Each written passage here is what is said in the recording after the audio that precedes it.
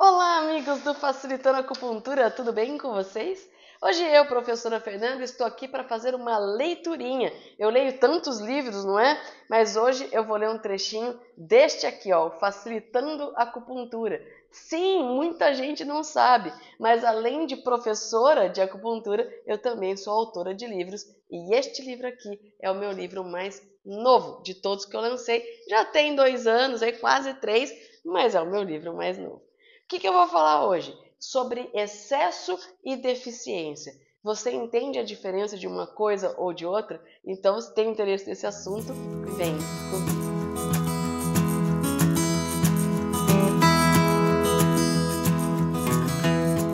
Muito bem, pessoal. Então, hoje nós vamos abordar um pouquinho sobre excesso e deficiência. E antes de eu ler um pedacinho do meu livro para vocês, vou pedir para você clicar no sininho, se inscreva no canal, compartilhe esse vídeo aí para algum colega que esteja estudando e está com dificuldade nesses conceitos de excesso e deficiência.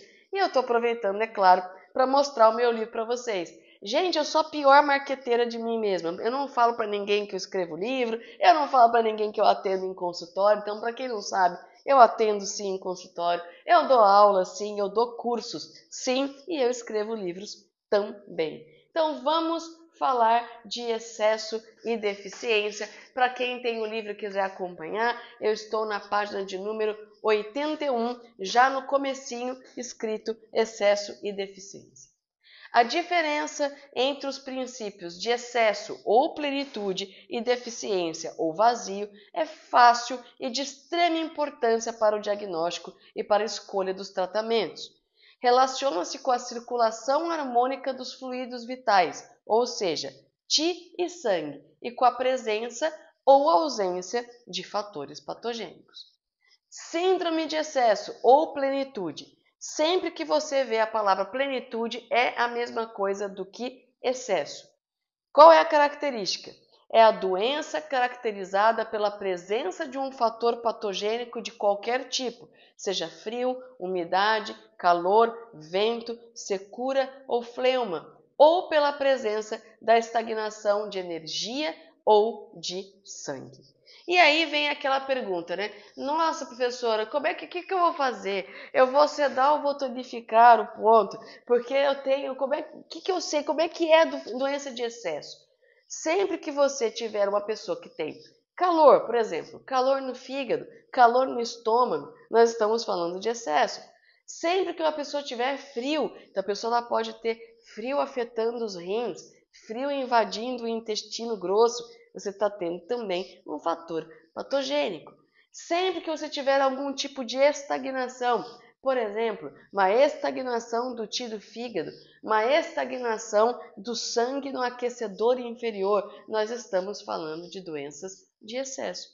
Doenças de excesso são aquelas que têm um acúmulo, algo que não pertence ao corpo que está ali, ou seja, um fator patogênico ou algo que deveria estar circulando e não está bloqueando a passagem harmônica da energia e do sangue. O que nós fazemos em doenças de excesso? Em doenças de excesso, nós dispersamos ou sedamos o ponto de acupuntura. Hoje em dia, nós usamos mais a palavra dispersar do que sedar. Porque sedar parece que a gente está diminuindo a função daquele órgão e não tem nada a ver com isso. Eu estou fazendo circular, eu estou extraindo, eu estou tirando a força daquele fator patogênico através da dispersão. Então, doenças de excesso tem fator patogênico ou tem estagnação de energia e sangue, e a minha ação no ponto de acupuntura é sedativa ou dispersiva. Volto para o livro e coloco aqui. Os sintomas das patologias de excesso dependem do tipo de fator patogênico e do tipo de estagnação envolvidos, mas são consideradas sempre como doenças agudos ou períodos agudos de doenças que são crônicas. Tá? Uma das características muito específicas de doenças de excesso são as dores que quando você pressiona aquele lugar, a dor piora. Então são dores que pioram com a pressão. Ou são dores de fatores patogênicos que pioram com aquele fator patogênico. Uma doença de calor sempre vai piorar com o calor. Uma doença de frio sempre piora com o frio. E aí você sabe que trata-se de uma doença de excesso. Seguindo, síndrome de deficiência ou de vazio, que também é o sinônimo, vazio é sinônimo de deficiência. É a doença caracterizada pela produção diminuída de energia, yin ou yang, de sangue ou de fluidos corpóreos. Na deficiência, não existem fatores patogênicos envolvidos. Ou seja, o seu paciente ele é incapaz de produzir sangue, energia ou fluidos corpóreos de forma correta. Por isso se chama doença de vazio, de deficiência, não produz o suficiente. Assim como nas patologias de excesso, as patologias de deficiência também apresentam sintomas dependentes da falta de energia, sangue ou de fluidos, e relacionam-se com doenças crônicas, com redução do funcionamento metabólico. Sempre que você tem uma doença de deficiência, a sua ação é de tonificar o ponto de acupuntura ou de nutrir. Hoje a gente usa muito mais nutrir do que tonificar. Por quê? Porque tonificar dá a sensação de que você está fazendo com que aquilo ali funcione mais do que deveria. E não é. Eu estou só nutrindo. Eu estou dando um estímulo para que o corpo consiga produzir aquela energia, produzir aquele sangue de forma eficiente. E aí vem o pulo do gato. Não existe maneira na medicina tradicional chinesa de você trabalhar uma doença de deficiência exclusivamente com acupuntura.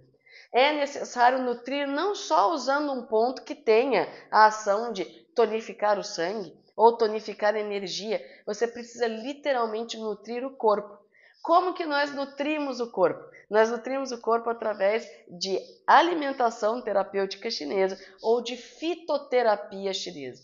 Se você é um estudante de acupuntura e está quase se formando, ou está no comecinho, ou é só um interessado em acupuntura, saiba que em algum momento da sua carreira vai acontecer uma limitação no sentido de não conseguir curar tudo só estimulando pontos dos meridianos. Vocês vão precisar nutrir, porque nós temos muitas doenças de deficiência hoje em dia.